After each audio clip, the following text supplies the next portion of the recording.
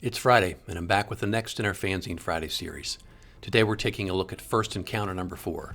Please stick around. I'm AZ Mountaineer. This is our channel, Old School Rules, where we celebrate the community of old school gamers and grognards who like classic RPGs, miniatures, magazines, and everything that goes with it. Each week on the Fanzine Friday series, I take a fanzine from my collection off the shelf for a closer look. Today, from the Great White North of Canada, we're taking a look at First Encounter number 4. Hope you enjoy the video.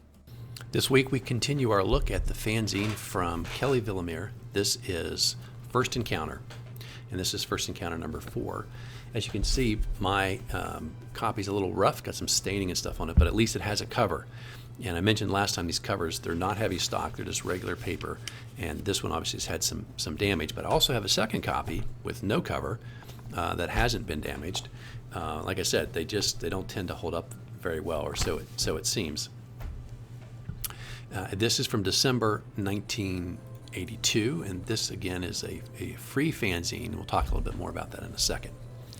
Here's the cover, Eric Holtz, and it's Bugbear. I'm not sure who the other guy is. I'm going to guess maybe he's a gnome illusionist. Looks like he has a dagger and maybe a wand in his hand, which, if that's the case, I think he's in bad shape here against this Bugbear.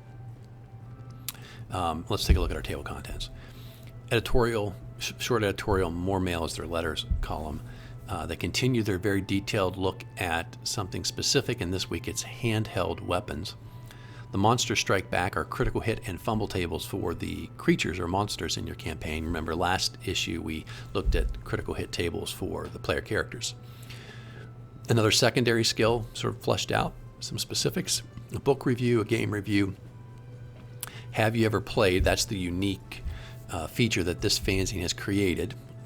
And last time I died, I think on the last encounter, I died much sooner the first time around. Maybe today I will eke out survival. If you stick around to the end, I'll play through that and we'll see how I do. A game review for DMs only is tips for dungeon masters, and then a video corner, which is video games.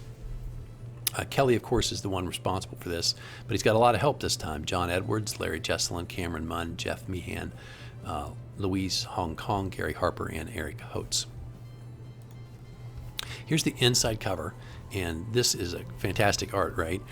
Delph is Kelly's company that produced some role-playing products. This game is kind of hard to find. I did finally track down a copy recently, so I'm pretty excited about that. We'll take a look at it at some point. So here's the editorial. This is a lot to tell you about this month. Glad to tell you that it's now coast to coast in Canada and up in the northwest of the United States, so he's really improving his distribution. And he's also going to expand the scope of what they do. He says role-playing games, video games, board games, fantasy, and sci-fi book reviews. Still fairly Dungeons & Dragons focused as opposed to other role-playing games.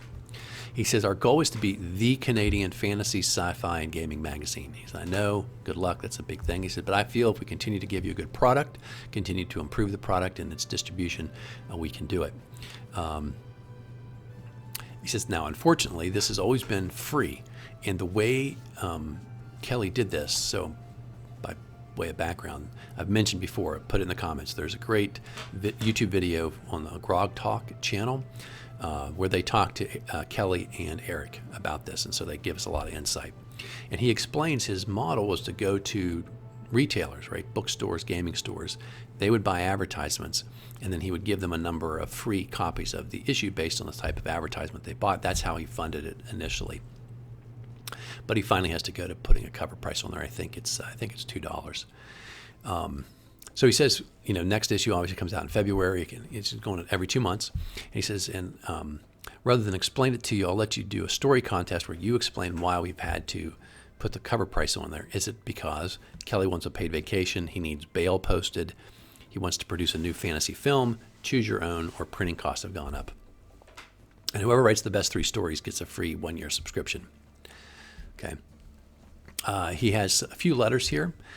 First guy says, he really likes the magazine and the advertising for the stores, which was part of Kelly's thing. He wanted to help the readers find their way to good gaming stores where they could buy this stuff.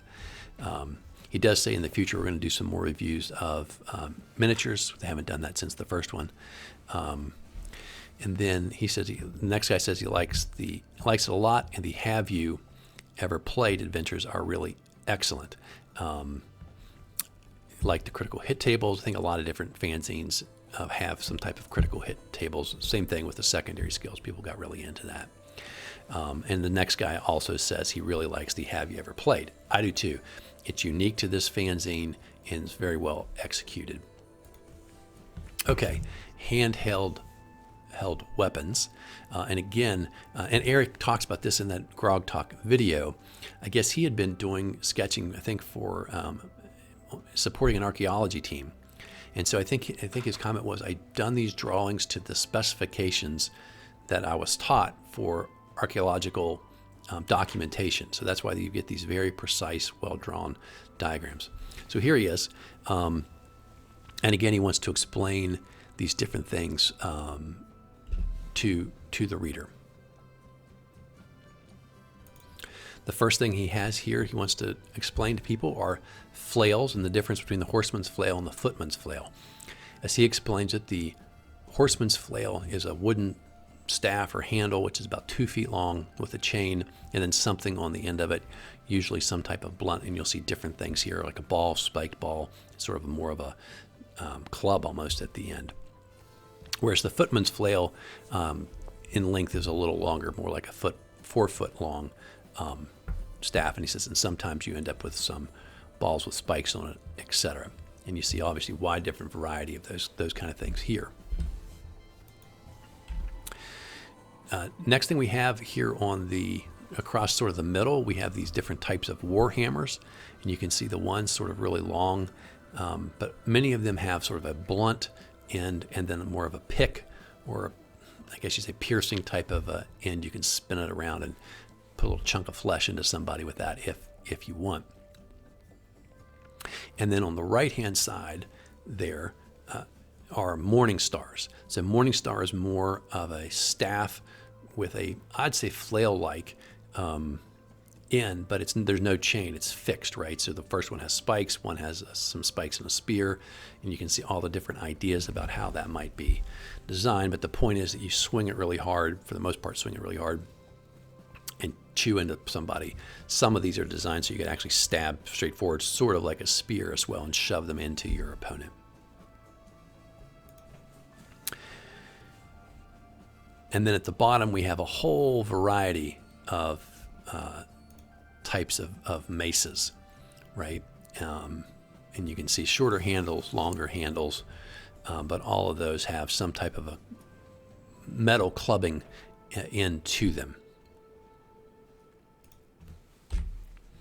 Okay, now we get to the Monsters Strike Back. And these are critical hit and fumble tables. Remember, last time we had them for the player characters, and now we are going to take a look at what the monsters can do. Similar thing, he has this little chart here. Depending on the type of wound, there's different type of spells, like to heal your eyes or an amputated limb or something like that.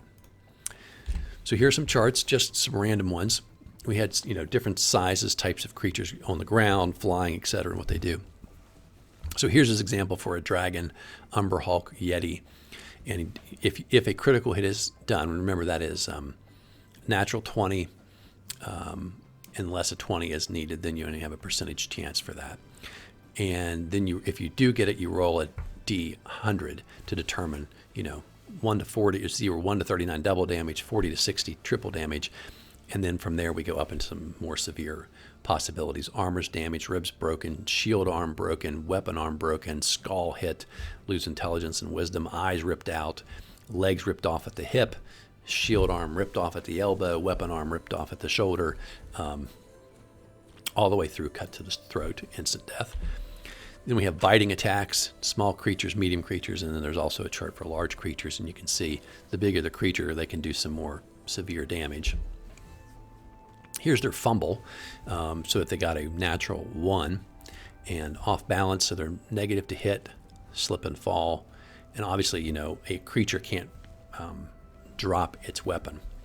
Hit yourself, or if you have opponents, you have colleagues, right? You might hit them as well.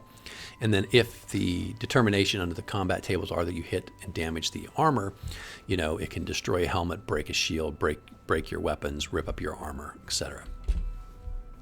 Okay, His next article is secondary skills, and this time he's going to talk about the secondary skill if you are an armorer. And this is really well done. My complaint about this video, or my complaint about this secondary skill, is they're starting to get to be sort of things characters might want to use in game. So this allows you basically to make armor if you have the necessary money to buy the equipment and you have a place to do it. So here's a nice little chart here. First off, you determine your skill, anywhere from studded leather all the way up through plate mail, depending on how much skill you had before you became an adventurer. And then he has some charts here. How long does it take? Different types of armor, how many days, and then you're faster if you're a dwarf or a gnome. How much it costs and the different types of things you'd want to buy, your anvil, your bellows, your metal, all that kind of stuff that you would need to make it. And then again, we have some description of how basically weapons and armor are made for those who might not know. He talks about the process of smelting steel, hammering steel, cooling it, cutting it, all those kind of things. And he also has some description here about how armor is made. Tells you the different types, like how studded armor is made with the straps of leather, with little metal rivets, the difference between ring mail and chain mail, scale mail. And it goes through and explains how all those things are done as well. Like I said, he really loved the detail and the historical accuracy of this stuff and does a great job of explaining it.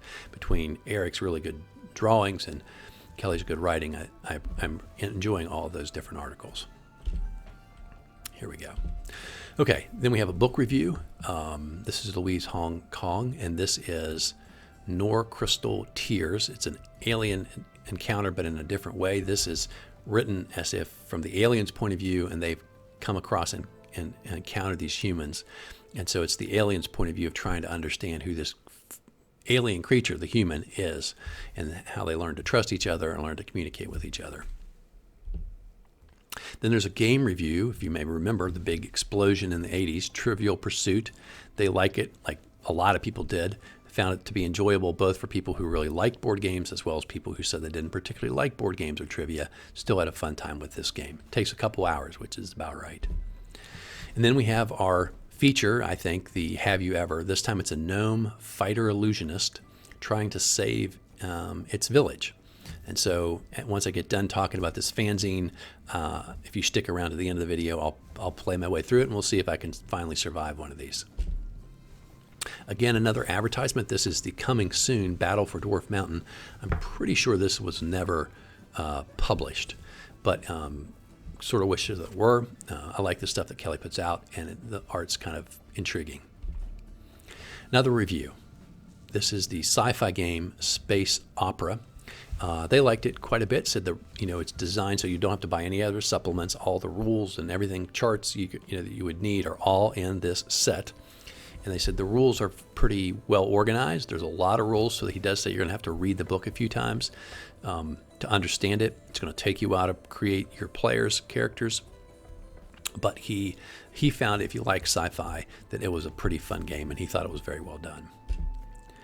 Then we have Cameron Munn gives us the DM's only tip, and this is on experience points, and he talks about how you give those out and how to think about changing that. So he says typically monsters defeated, coins or jewelry, valuable gold, brought out, or magic items. So he raises a couple of hypotheticals, one of which is what happens if you lose your gold? What happens if you lose your magic item? Do you lose your experience points? I think the answer to that is no. That's pretty clear. If you sort of make it out of the dungeon or back to town, whatever your DM's rule was, you get the experience points. But he didn't like that. He does like the experience points for overcoming monsters, and then he gives some alternate experience points, things like using magic users casting spells, clerics casting spells, thieves using thieves skills, etc. Any of your unique class or subclass abilities, he gives you experience points for that. Solving problems without killing things, he says you want to make sure you give them experience points for that. And then the other thing he did was sort of experience points for significant completion. I think the 5e games have this concept of sort of like end of a chapter type stuff. You gain a level, and so he didn't do that. He would give you experience points, 1,500 I think he says to 5,000 maximum, depending on how hard it was. And he just give those to the party. I think it took the place of coins and magic items. So maybe you cleared out a dungeon, or you rescued whoever you're supposed to rescue that adventure, whatever it was. Task completed, you get some XP. I think a lot of DMs throw in XP for tasks completed. I think the treasure thing is always a tough one, because it does obviously lead to the murder hobo mentality. Kill the monster, take its treasure, next room, repeat. So I understand where he was going with that. Then we have some video game reviews. And first thing we have is in Television's Utopia, where you have some people and some currency, and you got to try and keep them alive on this little island. And then we have Pitfall. It was like I guess we'd call it a side person runner, right? You ran across the screen, and I don't know if you guys remember that. I remember playing this for hours. And of course, back then there was no saving of the game. There was no restarting, and when you got to a certain point, you had to start back on level 1, run across that screen, up and down the ladders, avoid the scorpions, all that kind of stuff over and over again. But we enjoyed Pitfall. It was a pretty good game at the time. Here's the last inside cover, just some advertising, and then tell us what we're going to get next time. And here's the rear cover. Once again, the comic shop, bookstore, or game store has a full paid ad. They've been using this art for a while. That is the end of my discussion of First Encounter number 4. Another really good fanzine, a lot of fun to read. Got a couple more of these to go. I'm going to be off for a couple weeks on vacation, so no videos probably until this first or second week of July. So I hope you guys all have a great few weeks here at the end of June, and I'll be back in touch with you when I'm back from my vacation. And now we're going to do the playthrough. Have you ever played? Okay, here we go. Have you ever played? These are always a lot of fun. Have you ever played a gnome illusionist trying to save your village? As he points out, the purpose of this is to test your knowledge of the abilities of different races or classes, as well as your knowledge of the opponents, or your ability to solve the challenge that's presented to you. And again, sometimes the best choice still results in something happening, like taking damage. But again, sort of like tests in school, the idea is pick the best answer. Here's a little bit bigger picture of our character today. Warren Grinchmore, fighter illusionist, armor class 6, food torches and belladonna, strength 16, intelligence 15, wisdom 12, charisma 13, constitution 15, dexterity 18. He's level 6 fighter, level 7 illusionist, carries a dart, a silver dagger, +1 mace, +2 short sword, ring of lightning that does 7 to 42 points of damage, and a staff of fear. No indication of charges, so we'll have to see how that works, because I think I would tend to use those things a lot. You have infravision. Your illusionist spells are audible glamour, change self, color spray, improved phantasmal force, invisibility, and blur, and 3rd level suggestion and dispel illusion. You also have a scroll with paralyzation and dispel illusion on there. Your languages known are gnome, common, dwarven, and burrowing animal. His hint for today's story: read carefully. So here we go. The village of Morick was a peaceful and prosperous place to grow up. This was largely due to the lawful good cleric Cedric the Wise, who made many converts and friends in the area with humans, gnomes, and animals. In later years, Cedric became overloaded with his work and decided to create a clay golem to assist him. Because of the people's trust in Cedric, they soon grew accustomed to this figure of clay. All was fine until an evil illusionist named Maximus infiltrated the cleric's abode, killed Cedric in his sleep, and somehow gained control of the golem, which he used to rape and pillage the village. After recovering from their initial fear, the villagers started sending out hunting parties to seek Maximus's nearby home in order to destroy the golem. One party managed to return with great success, bringing with them the dead body of Maximus, along with the bodies of men from the party who died fighting. Garth, leader of the party, told the villagers that the lair is filled with many false illusions created by Maximus, and the golem still inhabits the building and kills any living thing that it comes across. The only way to destroy the golem is not by having a large party, but by one person alone, so as not to attract attention. You, Warren Grinchmore, are perhaps unfortunate as to be the most likely candidate to succeed because of your practices in the art of illusion. Your job, destroy the golem to ensure the safety of your village. Garth gives you a map directing you to the location, a mere half-day's travel. He warned you about the illusions which seem deadly, in fact so deadly that not even kobold, orc, or gnoll tribe members will approach within a mile of this area. To ensure secrecy, you decide to leave at night by the light of the full moon, as your infravision should pick up any heat-radiating creatures crossing your path. I don't think a golem radiates heat, but we'll see. Your travels take you through the Oileth forest. It goes smoothly for about half a mile from the entrance of Maximus's lair. With your infravision, you see about 50 feet away to your left a large husky creature approaching, making a ferocious grunting noise. Just then you remember that Garth told you about a wereboar that was sighted in this area. So, wereboars, I don't know that they are necessarily good. So should I attack with a silver dagger, short sword, use Dispel Illusion on my scroll, or cast the spell, because this is obviously an illusion, and just walk on by. Use a Paralyzation Scroll, and then attack with a dart. Cast Invisibility, run past it with your mace. Cast Change Self into human form, then approach it, talking in common. Well, I don't know how that helps, but attack with a ring of lightning, and then a dagger. Use the Blur spell, attack with a mace. Cast Suggestion to leave or be harmed, speaking in common, having your dagger ready. Take a bite of belladonna and attack with your dagger. Oh. Great question. I will do the belladonna and the dagger. Let's see what happens. I'm not good at this. Attack immediately, 7 hit points of damage. Short sword, 4 points of damage. Dispel illusion, 12 points of damage. Paralyzation would work. Invisibility would work. Change self doesn't help you here. Ring of Lightning works. You still get hit. Blur helps. You still take some damage.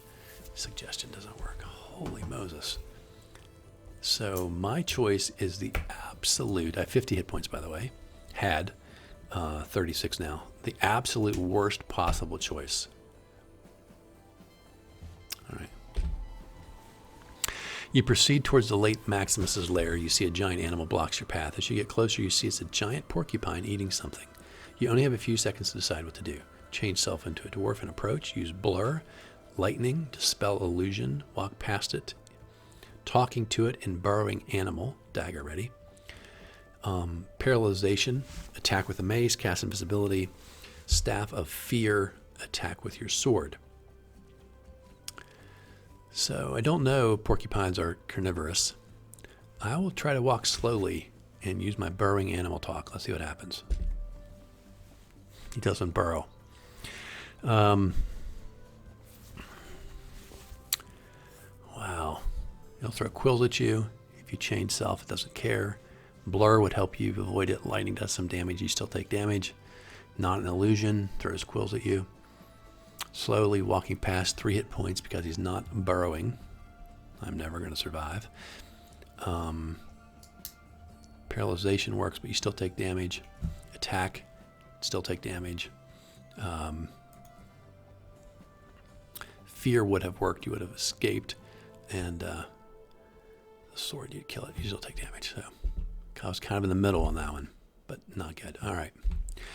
You reach the entrance to Maximus's lair, and no door can be seen in the rock face you're at. Luckily for you, Garth told you about the secret door, which must be opened by a sequence of taps on the stone. Slowly, a door comes in view and creaks open to reveal an empty chamber into which you walk. You proceed. The chamber narrows to a 10-foot wide corridor, goes south. You light a torch. You see there is an opening from the right, 30 feet down the corridor. As you cautiously walk up, you suddenly hear something running around the corner towards you.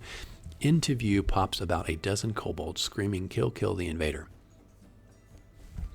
Will you attack with your dagger, cast Fear, attack with short sword, change self into a kobold,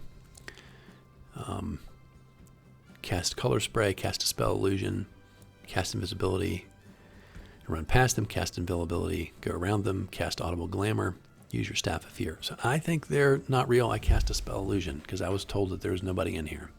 That's number 6. It is an illusion. If you attack, you dispel the illusion, but you take some damage. Change self would not work. They would swarm over you. Color spray does not work. My spell works. Invisibility would have allowed you to sneak by. Audible glamour wouldn't work. All right. So I did pretty well on that. What did I say I did? Yeah, spell illusion. It works. Okay. After your last ordeal, things go fairly smoothly. You notice that you are slowly going deeper into the mountain. The walls are rough dirt. The corridors never uniform in width, sometimes 10, sometimes 15 feet, sometimes only 5 feet wide. As you travel along the corridor, it narrows suddenly to 5 feet in width. As you proceed, and you see a giant badger shambling straight at you. Do you attack with the ring of lightning, use paralyzation, cast a spell illusion, blur, cast suggestion, attack it with your dagger, cast invisibility, or cast color spray? Well, how come I can't talk to him with my burrowing language, I wonder? So I'll cast suggestion, leave or be harmed in burrowing animal. Let's see what happens. It works, he leaves. The lightning would have killed it. Paralyzation works. Dispel illusion doesn't work. Blur works, but you take a little damage. Suggestion, speaking in burrowing animal, works. And so I did a good job there. Attack it immediately. You could kill it, but take some damage. Invisibility allows you to sneak by. Or color spray would let you get by. Okay. You finish with the giant badger and start your task once again, traveling down the dirt-walled corridor, which turns this way and that with many side passages. Luckily, most of these are soon eliminated from choice, as Garth had already searched these and had found the quickest way to where the golem should be. As you turn down a side passage, you are startled to see a bugbear standing at the entrance of a chamber with his back towards you. Inside the chamber is another bugbear, sharpening his axe on a stone. You also see a door on the other side of the chamber through which you must go. Do you cast color spray, which should blind them, then attack, change into a bugbear and attempt to walk past them, cast invisibility and walk past them, use the staff of fear on the one nearest the entrance, attack with your sword, paralyzation, read dispel illusion, cast blur and attack, cast improve phantasmal force, creating illusion of the wall and ceiling falling on them, or use your ring of lightning. So I'm going to go with dispel illusion again because they told me there weren't any creatures in here. I hope that works. Oh, crud. Not illusion. Color spray would have knocked him unconscious. Change self to a bugbear lets you get by. Invisibility lets you get by. Staff of fear causes one to run away. So you only take 2 hit points. Attack with your sword. Take 4 hit points. Paralyzation works on 1. 3 hit points of damage. Dispel illusion, worthless. 6 hit points of damage. Good grief. Down to 27. Cast blur. You get to kill him. You take some damage. Improved phantasmal force kills 1 and takes 2 points of damage. And lightning kills 1. You take 3 points of damage. So I'm not making great choices here. You get the door open and proceed down the corridor. Again, you notice the many entryways and side passages along the route. Here and there, the odd doors thrown in your path or alongside the corridor. You travel along with no problems until up ahead you see what seems to be a puddle seeping from under a door on the side of the corridor. That seems odd since this lair has so far seemed fairly dry. You realize it is a gray ooze slowly covering your path and your route of escape. So, I recently did this video looking at my favorite original monsters, and I talked about all the different slimes and oozes.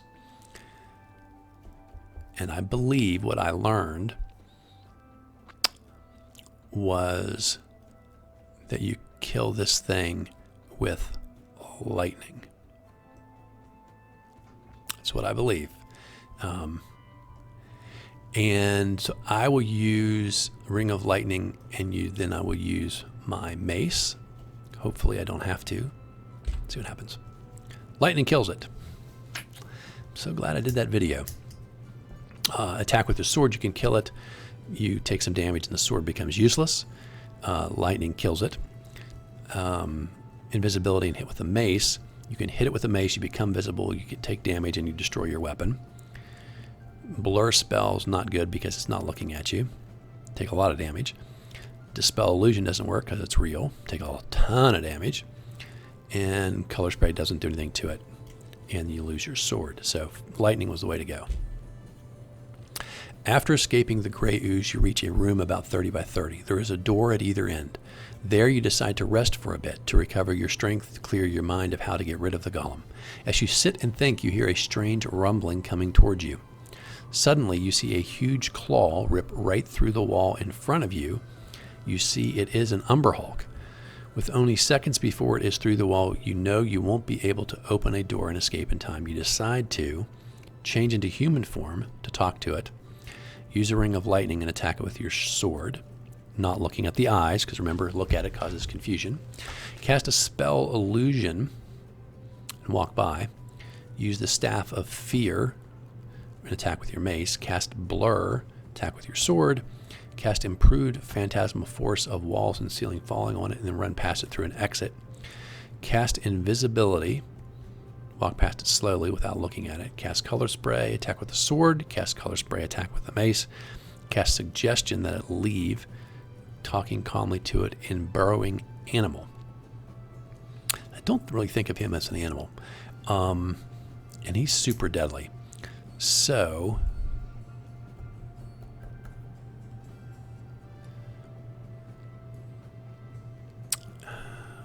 I'm going to cast Improved Phantasmal Force to make the walls and ceiling seem like it's falling and try to run past it. What happens? Ha, it works. Okay. The creature would eat humans, so obviously that was a mistake. Lightning would do some damage, but you would take damage. He is real, so he doesn't dispel an illusion, and you take 34 points of damage if you tried that. Use the Staff of Fear. It wouldn't work. 25 points of damage. Blur spell works, but you still take 17 points of damage. Improved Phantasmal Force allows you to escape. Invisibility would allow you to escape. Color Spray would blind it, but you would still take some damage.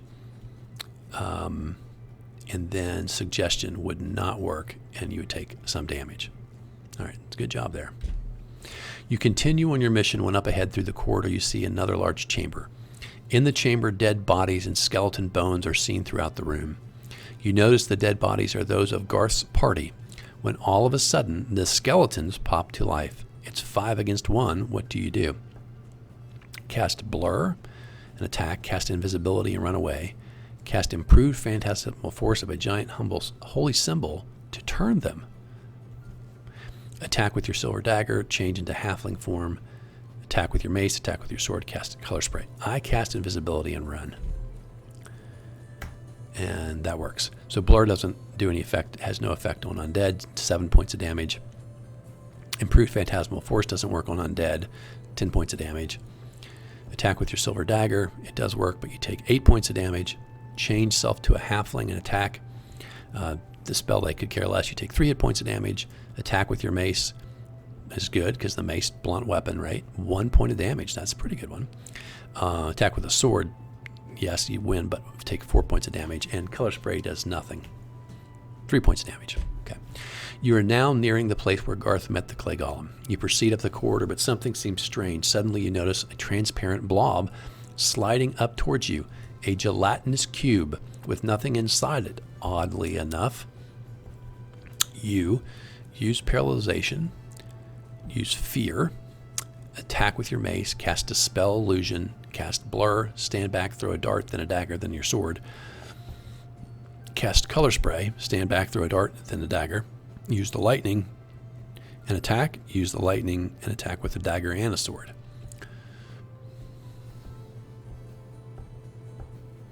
I Gotta go with the spell illusion because of the nothing inside it.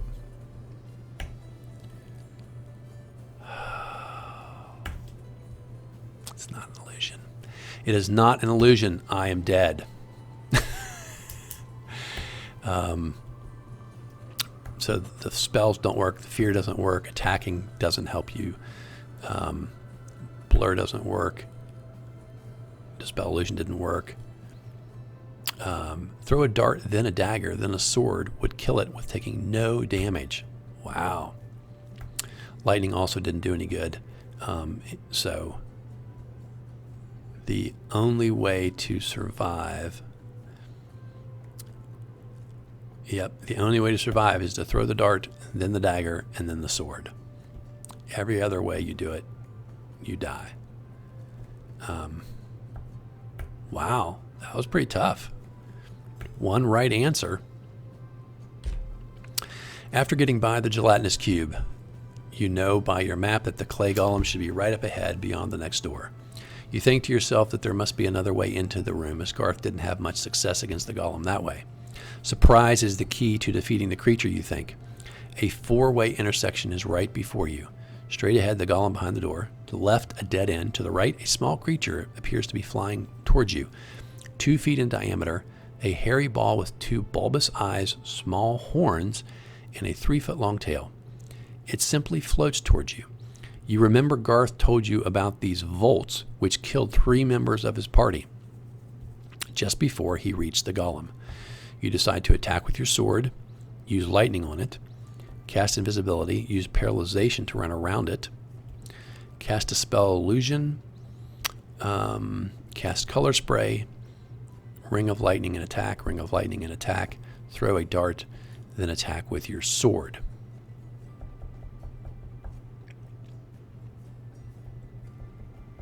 We'll throw the dart, attack with a sword. For some reason I think maybe it'll keep it at a distance. Nope, didn't work. It's real. Attack with the sword, 4 points of damage. Lightning has no effect on these guys, 15 hit points of damage. Invisibility allows you to escape. Paralyzation allows you to escape. Dispel illusion doesn't work, and you take 13 points of damage. Color spray blinds it, and you can kill it without taking any damage. Lightning doesn't work. Take 8 points or 10 points of damage. And then the dart, again, the dart misses, but you take 3 points of damage. All right, you continue on your mission up to the door at the end of the corridor that leads to the golem. You get the door open with no problem and see what looks like it used to be Maximus's chamber. It looks totally ruined with furniture overturned, blood stains on the floor, rancid food on the table, and broken weapons scattered around. The 40 by 40 wide chamber has a door directly across from where you entered. You fear the clay golem awaits behind it. As you sit there and ponder your method of attack, you notice this funny-looking creature running towards you on 2 powerfully clawed legs. It must have come out of the rubble and heard you. It is a red globe, 3 feet in diameter, with a small mouth and 6 eye stalks on top of its head. You, an experienced adventurer, know this is a Gorble. It's 10 feet away and rapidly approaching. Do you attack it with your mace? Use your staff of fear to scare it away. Throw your dagger and hide. Use the ring of lightning or your sword. Cast a spell illusion. Cast improved phantasmal force. Throw a dart. Jump behind a table and wait for melee. Cast suggestion. Cast invisibility. Change self into an elf and try to look friendly. I would cast fear. What happens? Nothing. Attack it. It grabs you with claws. Mace would have no effect, and you take 10 points of damage before you decide to use your sword, which causes it to explode, and you take another 4 points of damage.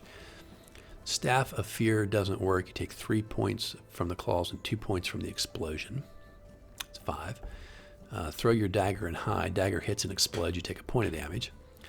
Lightning works, and it explodes. Dispel illusion does nothing because it's real. You take total 6 points of damage. Improved phantasmal force doesn't work because it's non-intelligent. Take 5 points of damage.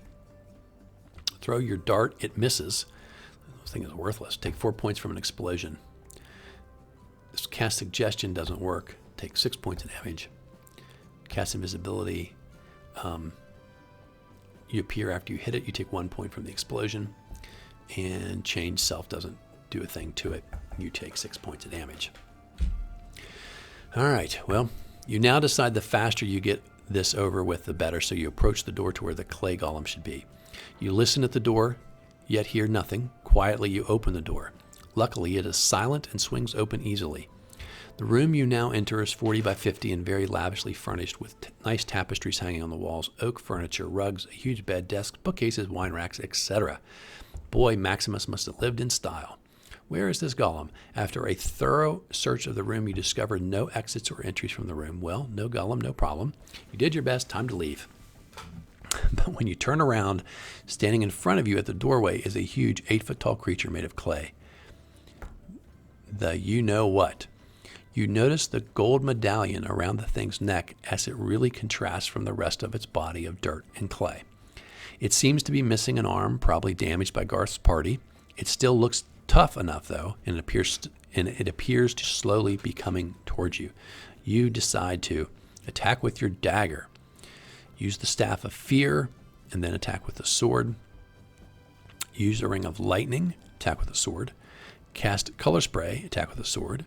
Attack with a mace. Cast paralyzation, attack with a mace. Cast improve phantasmal force, wall and ceiling falling on top of it. Cast a spell illusion. Cast blur. Throw a dart, step back, throw a dagger, and then attack with the sword. Cast invisibility and attack with the mace. So I would say, if I were still alive, I would cast color spray, hoping that I blind it and attack with my sword. I think that's probably a horrible idea.